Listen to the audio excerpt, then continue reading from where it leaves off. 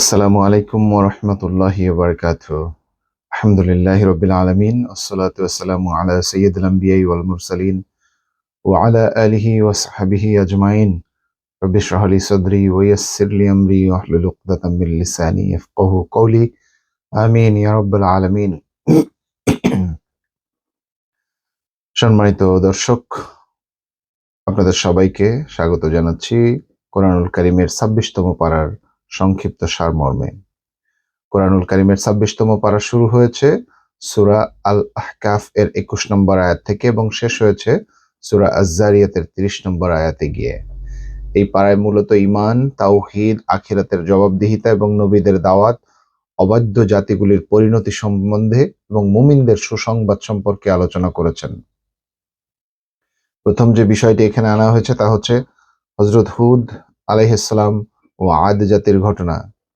২৬তম পারার শুরুতে হুদ আলাইহিস সালামের দাওয়াতের কথা উল্লেখ করা হয়েছে। তিনি তার জাতি আদকে এক আল্লাহর ইবাদতের দিকে আহ্বান করেছিলেন এবং শিরক থেকে বিরত থাকতে বলেছিলেন, কিন্তু তারা অহংকার করে নবীর কথা অস্বীকার করে।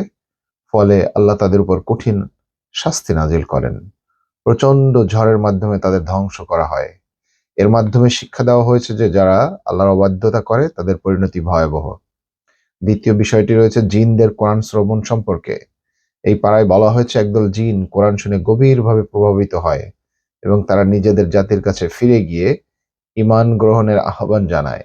এতে বোঝা যায় যে কোরআনের দাওয়াত শুধু মানুষের জন্য নয়, জিনদের জন্য প্রযোজ্য। ৩ নম্বরে রয়েছে পিতামাতার সাথে সদাচরণের শিক্ষা। মানুষকে তার পিতামাতার প্রতি সদাচরণ করার নির্দেশ দেওয়া হয়েছে। বিশেষভাবে মায়ের কষ্টের কথা উল্লেখ করা হয়েছে এখানে। গর্ভধারণ, সন্তান জন্মদানের সময় তিনি যে কষ্ট সহ্য করেন তা স্মরণ করতে বলা হয়েছে। তাই সন্তানদের উচিত তাদের প্রতি কৃতজ্ঞ ও অনুগত থাকা।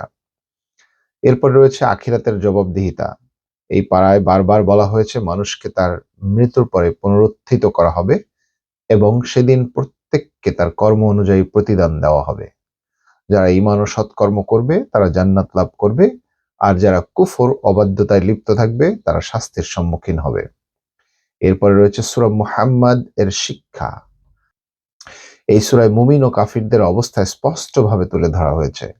মুমিনদের বলা হয়েছে তারা যেন আল্লাহর পথে দৃঢ় থাকে এবং দ্বীন রক্ষায় সংগ্রাম করে। এখানে আল্লাহর পথে সংগ্রামের গুরুত্ব, মুনাফিকদের বৈশিষ্ট্য এবং আল্লাহর সাহায্যের প্রতিশ্রুতি উল্লেখ করা হয়েছে। এরপরে রয়েছে সূরা আল ফাত। হুদায়বিয়ার সন্ধির শিক্ষা এখানে রয়েছে। এই সূরায় হুদায়বিয়ার সন্ধিকে স্পষ্ট বিজয় বলা হয়েছে। যদিও বাহ্যিকভাবে মুসলমানদের জন্য এটি কঠিন মনে হয়েছিল, কিন্তু বাস্তবে ইসলামের প্রসারের বড় সুযোগ সৃষ্টি করে। এখানে সাহাবীদের ঈমান, আনুগত্য এবং আল্লাহর সাহায্যের কথা উল্লেখ করা হয়েছে। এরপরে সূরা আল হুজরাত। সামাজিক ও নৈতিক শিক্ষা এখানে দেওয়া হয়েছে। এই সূরায় মুসলিম সমাজের গুরুত্বপূর্ণ নীতিমালা শিক্ষা দেওয়া হয়েছে। যেমন নবী সাল্লাল্লাহু আলাইহি সাল্লামের প্রতি সর্বোচ্চ সম্মান প্রদর্শন করতে বলা হয়েছে। গুজব বা খবর যাচাই না করে বিশ্বাস না করতে বলা হয়েছে। মুসলমানদের মধ্যে ঝগড়া হলে মীমাংসা করতে বলা হয়েছে। কাউকে উপহাস, অপবাদ, গীবত না করতে নির্দেশ দেওয়া হয়েছে। মানুষের মর্যাদা বংশ বা সম্পদে নয়, বরং তাকওয়ায়, আল্লাহ ভীতিতে। এখানে বলা হয়েছে আল্লাহর কাছে সবচেয়ে সম্মানিত সেই ব্যক্তি যে সবচেয়ে বেশি পরহেজগার, যে সবচেয়ে বেশি তাকওয়াবান, যার ভিতরে সবচেয়ে বেশি তাকওয়া রয়েছে। এরপরে সূরা কফ। কিয়ামত ও আল্লাহর শক্তির প্রমাণ। এই সূরায় মানুষের পুনরুত্থান নিয়ে সন্দেহকারীদের জবাব দেওয়া হয়েছে। আল্লাহ আল্লাহ আকাশ, পৃথিবী, পাহাড়, বৃক্ষ ইত্যাদি সৃষ্টি করে তার অসীম ক্ষমতার প্রমাণ দিয়েছেন। কিয়ামতের দিন মানুষের প্রতিটি কাজ লিপিবদ্ধ থাকবে এবং সেই অনুযায়ী তার বিচার হবে। এরপরে রয়েছে সূরা যারিয়াত এর প্রথম অংশ। এই সূরার শুরুতে আল্লাহ বিভিন্ন সৃষ্টির শপথ করে বলেন যে কিয়ামত অবশ্যই সংঘটিত হবে। এরপর কয়েকজন নবীর ঘটনা সংক্ষেপে উল্লেখ করা হয়েছে, বিশেষ করে হযরত ইব্রাহিম আলাইহিস সালামের কাছে ফেরেশতাদের আগমনের ঘটনা, যেখানে তাকে সন্তানের সুসংবাদ দেওয়া হয়, এবং লূত আলাইহিস সালামের অবাধ্য জাতির ধ্বংসের কথা উল্লেখ করা হয়েছে। ২৬তম পারার মূল শিক্ষা হচ্ছে নাম্বার 1, এক আল্লাহর প্রতি ঈমান রাখা। নাম্বার 2, নবীদের দাওয়াত গ্রহণ করা। নাম্বার 3, পিতামাতার প্রতি সদাচরণ করা।